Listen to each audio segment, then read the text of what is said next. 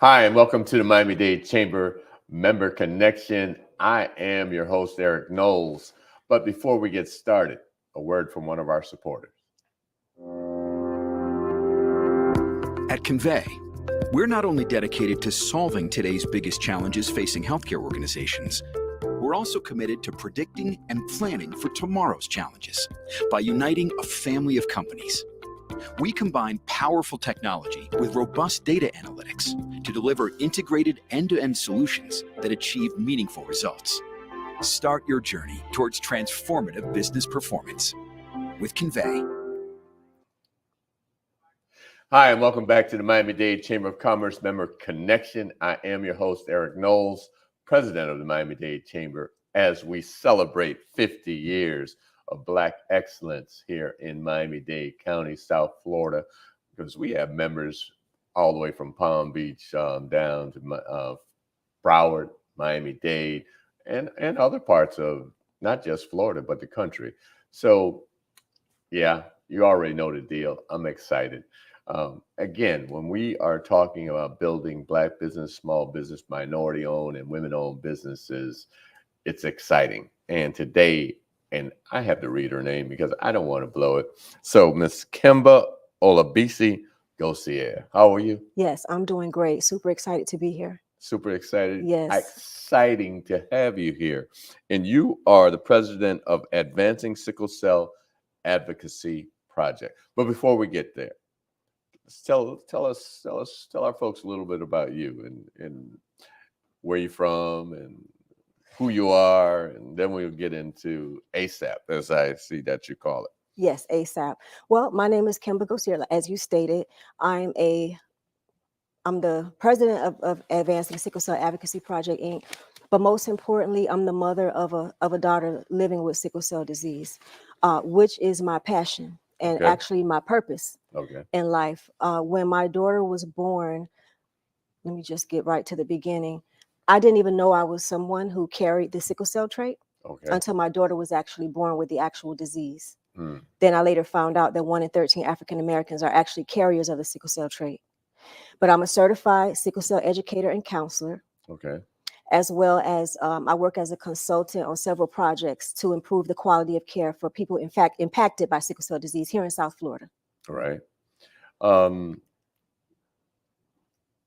You and I, we were at one of our breakfasts, I believe, a couple months ago, and I shared with you, I actually have a cousin who recently passed away a couple months ago, but, and honoring him, he actually lived to his 70s. Wow. And the one thing that we know about sickle cell, and one thing I remember him, you know, he's an older cousin, and I remember he's from the Bahamas. And I remember him coming to the United States throughout the years while I was in like middle school and high school, and coming and going to the hospital. And I remember his story that they didn't know what sickle cell was. He was having these pains, you know, when he got to be about 5 or 6 years old. And when he came to the U.S. is when they first realized what it was. And that's when this is back in the 60s. Yes. And this is when they first started realizing what sickle cell was. Yes. And my condolences again. Yeah, absolutely. Yes, by him. And that's a miracle in itself, Right. Him to be able to persevere. Right. Because long as he again, did. they say that, you know, people aren't expected to live beyond their teens or in their early 20s. Yes, definitely. And now here in Florida, in 1987, it's mandatory now for all newborns to be tested regardless of the race. So now, if you were born prior to that, then, you know, like your cousin, you weren't aware. Right. Of and again, my understanding that is pretty prevalent, obviously, in the African American or the African diaspora. Yes. And as well as the Latin community as well. Yes, it's prevalent in Hispanics, also people of Indian descent as well, Mediterranean. A lot of people don't know that. And actually, that's the sickle first time cell. I heard that. Oh, yes, absolutely. And sickle cell is actually the most common genetic disorder in the United States of America. But even though it's the most common disorder, genetic disorder, we still are lagging far behind in terms of research. We're underfunded, undersupported. We lack in a lot of areas still to this day. Okay. Now, you became aware and got involved and got engaged because of your daughter. And Yes. when did you discover?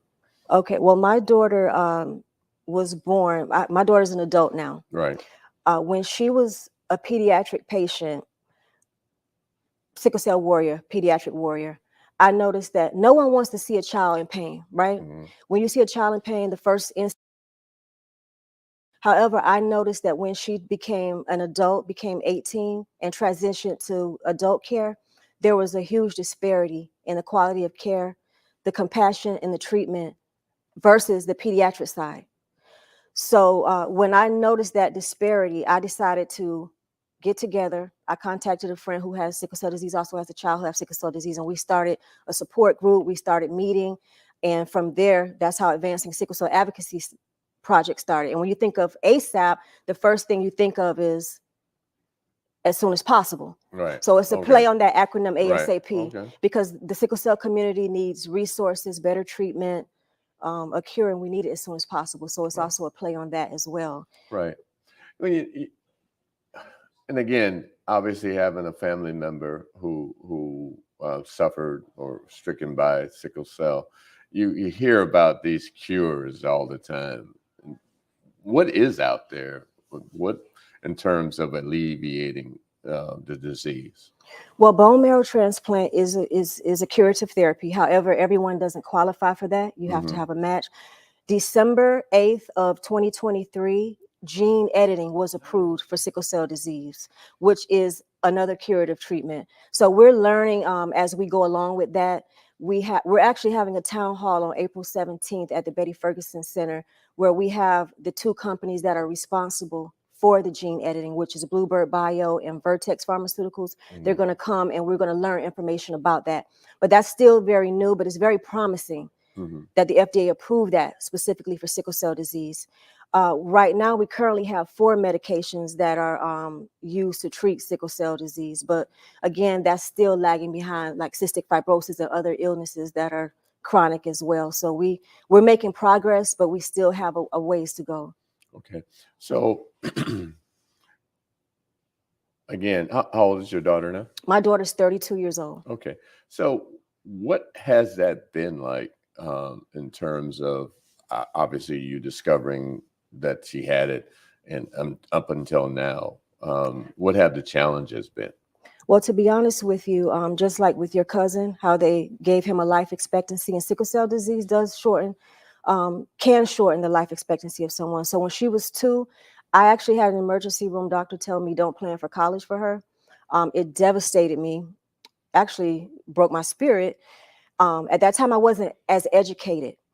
Over the course of the last, I would say, 20 plus years, she experienced several vaso-occlusive crises, which is the pain crisis, which causes severe pain. But many people don't understand what's causing the pain. Those red blood cells are lacking oxygen, so Right, they get so trapped and stuck. Right. And, they can get stuck anywhere in the body where blood flows. Right. So she's had several of those. By the time she was 9, she actually had over 30 hospital admissions. Wow. And she lost her hip at the age of 11. Oh. So she's been through a lot, but I do know. And then when you say that, wow, she lost her hip at 11. I know we're going to have to take a break. Actually, I'm going to put a pin in it right there. Okay. Because that's one of the things that I recognize or realize that my cousin had to go through. So we'll be right back and get back to this conversation. Okay. Learn and earn today at Miami-Dade College. College graduates earn 56% more than high school graduates and $1 million more in lifetime earnings. A degree from MDC is your path to greater earning power and career success. Choose from hundreds of affordable high-tech and in-demand career programs, including cybersecurity, artificial intelligence, business, and nursing. Learn and earn today at MDC and fast-track your career. Enroll now at mdc.edu/purpose. Hi, and welcome back to the Miami-Dade Chamber of Commerce Member Connection. I am your host, Eric Knowles, president of the Miami-Dade Chamber of Commerce, and we're having a important conversation about sickle cell. And before we took the break, you said your daughter had basically broke her hip, lost her hip at the age of 11. Yes, due to the sickle cell, something called avascular necrosis caused her hip bone to be deteriorated by the sickle cell disease. Wow. And the reason I hesitated and stopped there is that was my cousin. Like I said, he was lived until he was he just passed away, like 75, 76 years old. But that was the last thing that he actually had to deal with was the issues with his hips. He didn't have that issue earlier on and go through what your daughter went through at 11. But as he aged, he did have his mobility got to be quite challenging. I've dealt with in my prior responsibilities working with the Miami Dolphins. We actually used to do a sickle cell walk at the stadium. What things are out there supporting the work that you're doing? Well, we as far as Advancing Sickle Cell Advocacy Project, ASAP, we have a support group that we do. It's very important for people and families that are affected by sickle cell disease to have support. It affects the entire family, financially, emotionally, every way you can think of. So we have a support group that we do for our teenagers, our younger, a general support group we do for our general population.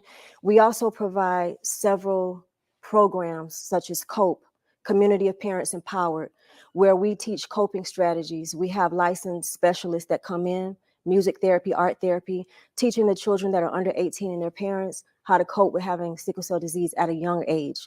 We also do a lot of education.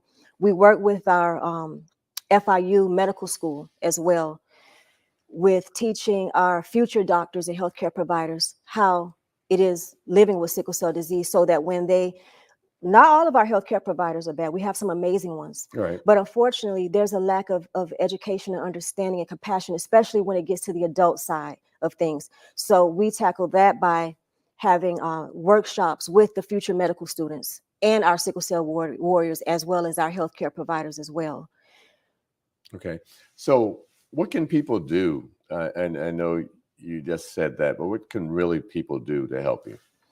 We are always looking for volunteers. We can never have enough hands on deck because it truly takes a village, especially within the sickle cell community, to make a difference. So we're always looking for supporters, volunteers, donors. We also do a lot of work with our state legislators as well. Felicia Robinson is one of our allies, and she just created a bill to help provide education for healthcare providers, making it a required course. So that's something that's being worked on now. So as far as ASAP goes, we do a lot of in the trenches, hands-on deck work. Yeah, when you say, you need volunteers, what would a day of a volunteer look like? What would that volunteer be doing? Well, we have we do focus groups. Okay. So we need assistance with that. Also, our day-to-day operations, we would love to have volunteers with that. Social media, as well as our different educational events that we do throughout the community. Different resources, people that know how to provide resources and things like that. Okay. And I guess your biggest challenge is always finance. Correct. It's a lot, as I'm sure you know, as a nonprofit, to stay afloat. And especially when you're very passionate and you want to provide so much to the community, it's definitely challenging to seek finances. And how do you go about that? How do you go about seeking finance? What are some of the things that you're doing? We apply for grants. Okay. We apply for funding, grants, opportunities. And any other things? Are you doing events? Yes, we do events with our fundraising events, and we have a fundraising event that's coming up on June 23rd, which you are the host of, our first annual Kevin J. Francis Memorial Scholarship. Okay. Yeah, we're doing that, and we're providing scholarships to not only graduates of high school that have sickle cell disease, but adults with sickle cell disease, as well as caregivers with sickle cell disease, because we totally understand that it totally takes the entire family to make a difference. And not only the person with sickle cell, it affects everyone. So we're trying to be that beacon of light and hope for those that are impacted. Right. Now, do you have any other children? I have another daughter who has the trait. Okay, so Yes. she didn't have full blown. No. With each pregnancy, if you have the same parent, you have a 1 in 4 chance with each pregnancy. So a 25% chance of having the full disease. So my other daughter has the sickle cell trait. Right. So, and again, I know obviously from a family perspective, she's engaged with you with this, with her sister, I'm sure. Oh, yes, absolutely. She lives in Atlanta, but she's very helpful and very engaged as well. And we have conversations from a young age about her having the trait. And when you decide to, get Have married children. and everything like that, that you need to be informed of, your partner. So is there anything, to your point, with someone with the trait, and that's being naive and asking this question, is there anything you could do to help prevent your baby from being born with it, or is there nothing there? If you're already pregnant, no, there's. Well, I mean, even before you get pregnant, is there anything that you can do to help ensure? And I'm sure there's, and that's why I'm asking the question, because I don't know. That's when it gets extremely expensive, and then you're talking about fertility treatments and IVF and things so talk like that. about that. So there are things you can do. Well, through in vitro fertilization, Okay. but that's a whole nother conversation, and many people probably can't even afford that. Right. There's things they can do to manipulate, but that's a whole nother conversation. But back to the trait part, we need to be aware of the trait, not just for the purposes of having children. The NCAA now tests all athletes for the sickle cell trait, because there have been incidents of athletes that have passed away from overexertion, from having the sickle cell trait, as well as there's a certain form of kidney cancer that only people with the trait can get. So we need to be educated on the trait as well. Wow. Yeah, knowing if we're carriers of the sickle cell trait. Right. Mm-hmm. Wow. It's a lot. It's definitely a lot. No, it is. It is. And it's something that impacts our community so much more than many others. But I know you mentioned that there are other communities. Are those communities coming together to work together? Because I know so many times our communities are split up, but are the sickle cell communities coming together? To be honest, we need more of that. We definitely need more of that. And that's one of the reasons why we're having our Community Voices Unite Town Hall this month. Okay. Because that's the whole point of us. We cannot do it alone. Right. It takes all of us working together to make a difference. And sickle cell disease is so complex, and it impacts us so greatly that every type of exposure and hands on deck, we need all of it. Mm-hmm. We need all of it to make that impact. Yeah. What can we do? How can people get in touch with you to learn more about what the work that you're doing and how they can help you? They can learn more by contacting us at 954-951-1108. Also via email, info@asapbeinformed.org. They can also go to our social media, which is at ASAP Be Informed, ASAP Be Informed. They can get in touch with us like that. Okay. And you said you have an event coming up in June. Talk about that a little bit. Yes. This last minute that we have. Okay. Yes. There was a young man who was like my little brother that passed away in 2011 at the age of 23 due to sickle cell disease. Okay. He passed while he was a student at Barry University. So he's the inspiration for our scholarship. Okay. So June 23rd, we're going to be at the Miami Shores Country Club, and those tickets are an event right now. Okay. All the proceeds go towards the scholarship. So it's at the Miami Shores Country Club on June 23rd at 1:30. Okay. So I would love to see all of you there on June 23rd at Miami Shores Country Club. If you want to learn more about the Miami-Dade Chamber, go to m-dcc.org, or you can call the chamber at 305-751-8648. What's the number that they could reach you again? 954-951-1108. Thank you so much. Thank you so much, Mr. Knowles, for having me. Absolutely. Appreciate you. Thank you. Yeah, this has been great. Glad you were able to join us and share that information. Oh, I was so nervous. We're I hope still I on did there. good. Today, I stand before you, a proud graduate of Miami-Dade College and the 5th president of the Miami-Dade Chamber of Commerce. I'm honored to return to the college that prepared me to become a leader in our community, providing an education second to none. So I'm asking you to please tune in every Monday at 12 noon to the Miami-Dade Chamber of Commerce's Member Connection, as I interview members of the Miami-Dade Chamber of Commerce on our Facebook page at Miami-Dade Chamber of Commerce or our YouTube channel, Miami-Dade Chamber of Commerce. To learn more about the Chamber, please go to m-dcc.org or call the Chamber at 305-751-8648.